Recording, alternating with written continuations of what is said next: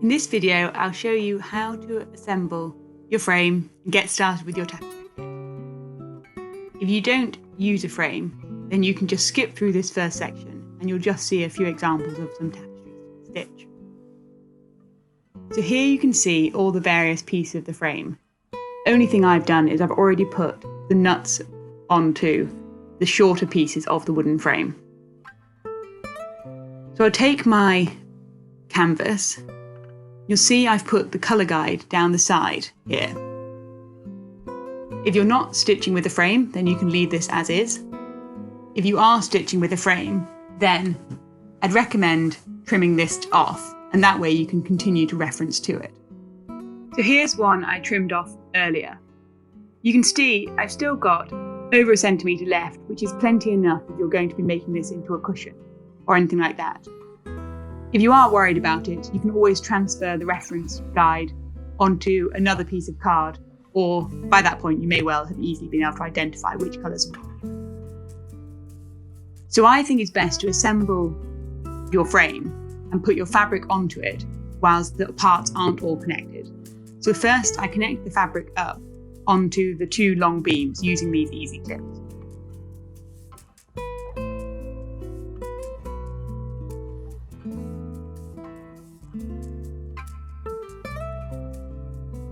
I then go and repeat the same process on the other side. Now I would probably also trim down this side, as it just means you have a less bulk when you're rolling the frame, but equally it doesn't matter if you want to leave it as is. Now if you're using the large canvas, you will need to trim down the edges. You'll still be able to leave around about 1 inch, but that way you just don't have unnecessarily large frame, which can be a bit bulky and cumbersome to carry around or to hold. Again, if you want to be able to leave the full 2 inches when using the large canvas, you can just fold over the edges.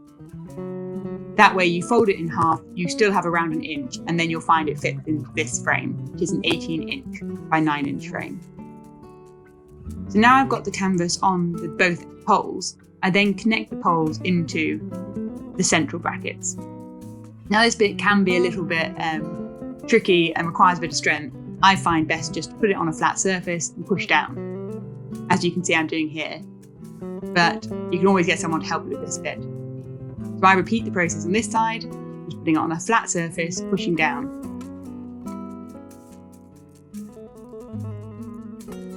And there we go. The canvas is now in the frame, and so I start rolling.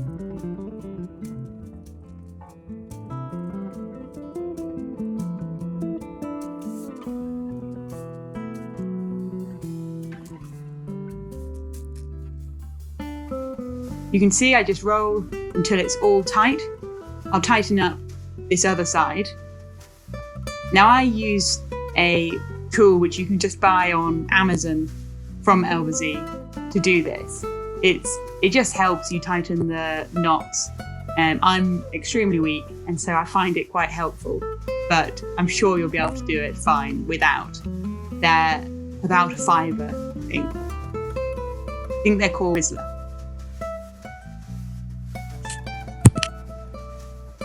And there you go. The frame is now all mounted up, ready to get stitching. It's a great way of stitching because it means that firstly your canvas stays pretty straight and doesn't warp so much, making it easier when you make it into a cushion. But it's also just easier to hold. You can get a floor stand, as I do, and then I use both hands when I stitch.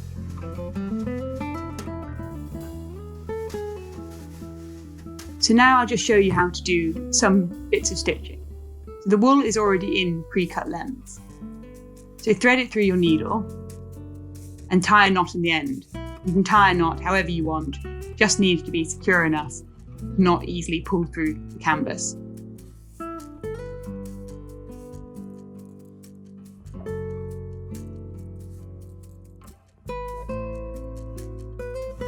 As I'm on the standard size here, this is on a 12-point grid, and therefore I'll just be using a half tapestry stitch.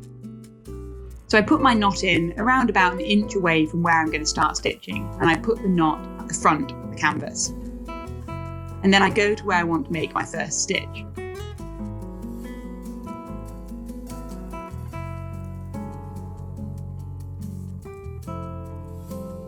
You'll then see that you can see where the wool is trailed along behind. So what I do now is start stitching back towards the knot. So here I'm just doing a single diagonal. If you were using the large canvas, then you'll do a full cross stitch. So you'll add another diagonal stitch over the top in the opposite direction. The key thing here is to just keep your stitches going in the same direction throughout. So here you can see I'm going from top right to bottom left. Throughout this whole piece, I'll always keep my stitches going the same way. If I was doing a full cross stitch, then I'd be adding then another stitch over the top, which would be going in the opposite direction, i.e. top left, bottom right. Again, I would keep that going the same way throughout the whole canvas.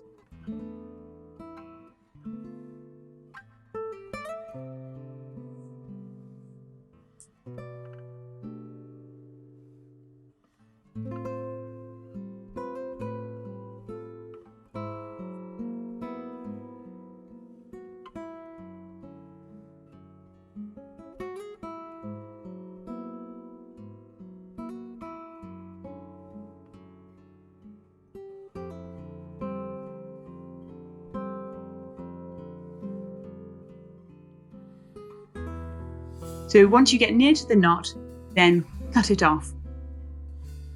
I like this method because it means that on the back you don't end up having lots of knots, but you could do a simpler approach and literally just tie a knot and have it on the back where you start your first stitch.